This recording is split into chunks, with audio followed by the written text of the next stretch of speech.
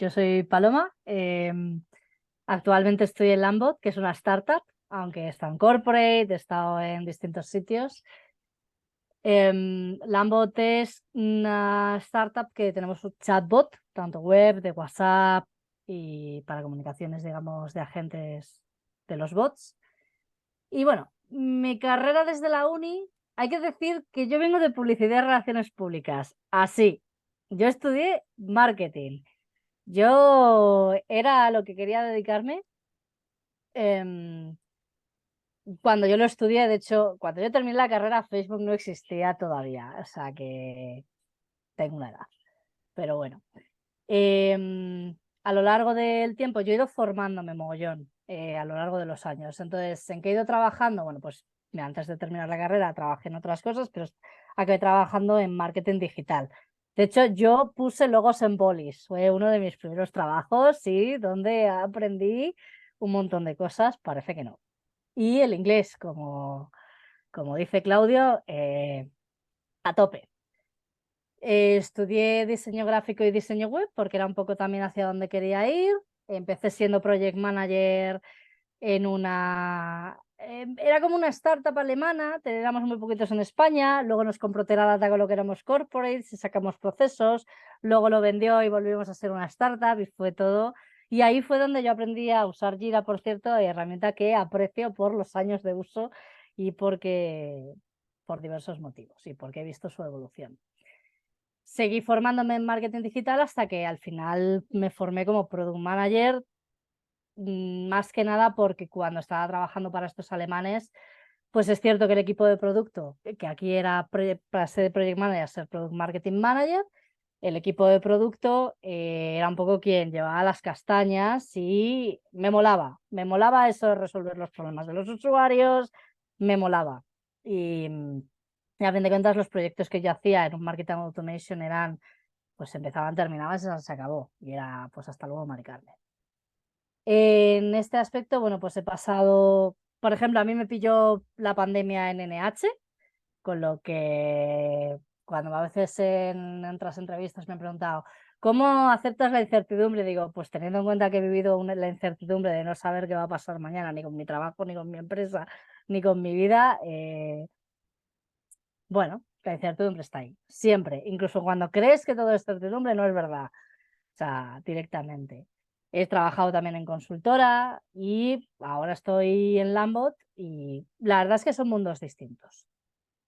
Vengo del marketing, pero siempre me flipaba un poco lo tech. Entre otras cosas, aquí voy a decir que muchos de mis amigos son programadores y yo siempre digo que yo creía que me vacilaban cuando hablaban de booleanos y de palabras que yo decía, me estáis vacilando, esta palabra no existe. Bueno, pues sí existía. Me mola mucho el diseño, entonces ahí tengo, y luego medir, saber que lo que estás haciendo vale para algo, no vale para nada. Así que soy la menos técnica. Yo vengo de marketing y hay veces que sí que lo veo todo un poco desde ese punto de vista.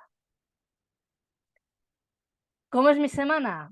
Mi semana es, bueno, en mi día a día, dailies con el squad. O sea, mi día a día son reuniones, revisar métricas, entrevistas con usuarios o revisar si hemos grabado entrevistas con usuarios, grabaciones, reuniones con el product designer y el engineering manager o tech lead, investigar pains y oportunidades posibles y seguir los OKRs y seguir otras métricas. Eso es en mi día a día. ¿Qué hago en la semana? Reuniones con el squad, reuniones con el equipo de producto, reuniones con customer, que es support, sales, success, con todo el mundo, investigar competidores, documentar, eso que a nadie le gusta. Bueno, a mí sí. Hacer los product updates, hacer las product reviews, bueno, para que os hagáis una idea, esto es una semana más o menos normalita en mi vida. No sé si los demás se sienten identificados con esta semana, pero bueno, pues pueden hacer pues las planning, se hacen las grooming, se hacen los focus time, a veces te tienes que reservar tiempo porque si no, no eres capaz de investigar nada, poder medir las métricas, poder hacer seguimientos, discoveries con clientes, entender sus problemas, probar las soluciones a sus posibles problemas. Es verdad que, y sobre todo hablar con los stakeholders. Aquí hay alguna reunión entre medias que es que los product managers nos reunimos para llorar conjunto. Es una reunión de coaching que los product managers usamos para llorar. Abrazos y hacernos coaching entre nosotros de que estamos hasta las narices. Así que bueno, y la verdad es que, a ver, las semanas no siempre son tan duras, pero he llegado a tener reuniones desde las 8 de la mañana hasta las 6 de la tarde, así, ala, tranquilamente, conmigo misma. Y llegar al final del día y decir, ¿pero he hecho algo? Creo que sí, pero no lo tengo claro. ¿Dónde está mi día? Que me lo devuelvan. Pero bueno, yo creo que todos, por las caras, yo creo que todos hemos vivido esa parte. La verdad es que a mí me gusta mi trabajo, he de decirlo. Una cosa que, por ejemplo, una de las cosas que yo hago, además en mis momentos de priorizar, por ejemplo, mi backlog, etcétera, una cosa que me mola. Yo trabajo en una parte que es la parte con Meta, entonces tenemos que hacer integraciones a terceros con Meta. La documentación de Meta es la que es. Bueno, pues yo soy muy fan de mirar en la documentación y ver si yo luego voy a consultar con mi manager de todo es viable, no es viable, es una fumada, he leído mal, dímelo tú, ayudar lo que pueda, la verdad. ¿Qué herramientas habituales suelo usar? Bueno, aquí habéis visto muchas. Yo uso Slack, por ejemplo, para comunicarme con el equipo. Uso Jira. De 12 años usando Jira, yo sí soy fan de Jira, desgraciadamente. A mí es que en una empresa me usaban Excel para abrirme los tickets. Entonces, como que Excel me da urticaria y me parece que es el mal porque se usa para lo que no es. Entonces, agradezco herramientas. Uso Airtable. ¿Cómo uso Airtable? Bueno, pues a lo mejor no lo uso como usan otros, mirando los feedbacks que nos dan los usuarios para entender pains. Notion para documentar. Miro incluso para las retros.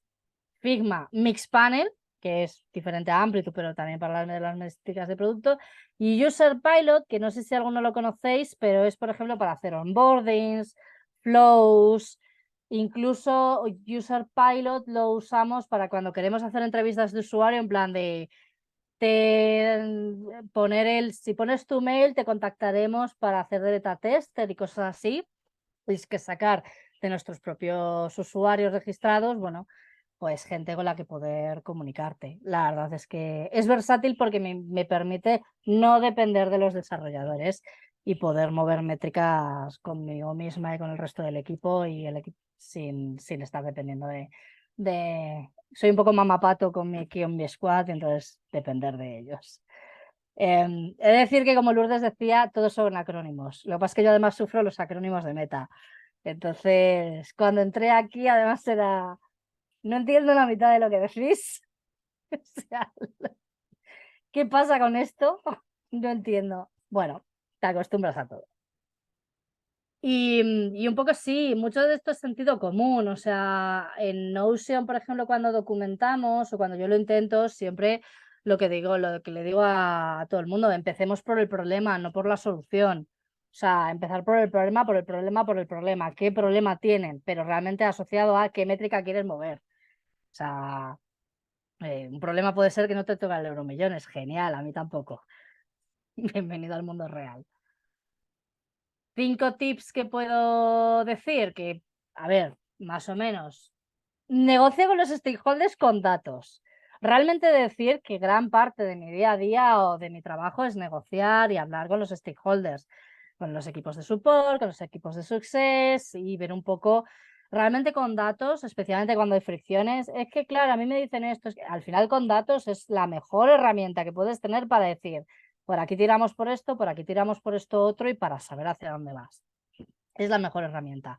O dime qué datos, dime qué tal, dime qué cuál y lo miro, la verdad. Think big, start small. Siempre tendrás iniciativas muy grandes, tendrás problemas súper grandes, pero no te vas a tirar 5 años haciéndolo, al menos en una startup. Empieza por pequeño, porque cuanto más pequeño lo hagas, más podrás aprender y más podrás iterarlo. Sí, ya sé, yo también he estado en los procesos de corporate donde eso de pequeño acaba siendo relativo, pero bueno, al menos intentar lo más pequeño que se pueda, para que no para que no se haga bola. Empezar siempre por el problema y sobre todo enamorarse de él. O sea, al final el problema y solucionar ese problema mueve la métrica, pero simplemente sacar soluciones por sacar soluciones, o sea, sacar soluciones hablamos de features, no, pero ¿eso le interesa a alguien? ¿Eso resuelve un problema? No. Sí. ¿Qué? ¿Qué datos te basas en ellos? Pues eso. Y algo que quizás hay veces que cuando estás en la dinámica de sacar mucho te olvidas es de empatizar con el negocio. Hay una frase que es, el valor que damos es al servicio, pero teniendo al usuario en el centro. A fin de cuentas, por ejemplo, en una startup, ya sea una startup o una corporate, el servicio es el que nos da de comer. O sea, si no hay pasta, fuera, no te necesitan. Pero el usuario que lo va a usar tiene que estar en el centro. Pero cuando el negocio a veces pide algo, no es porque quiera, es porque puede ser un pain y puede ser una oportunidad. Empatizar con lo que está haciendo el usuario, entender su punto de vista y también hacer que el equipo vea y comparta digamos, esa empatía.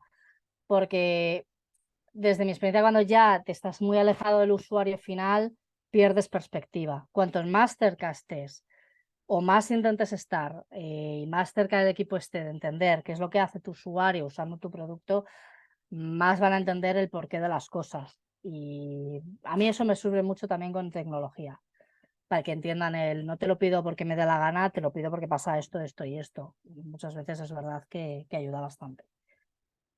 Y la verdad es que consejos muchos. El inglés sí es algo también en el día a día, ¿eh? O sea, el inglés te abre muchos caminos.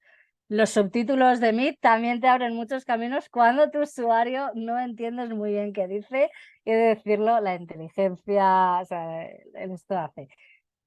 Pero bueno, y that's all, folks.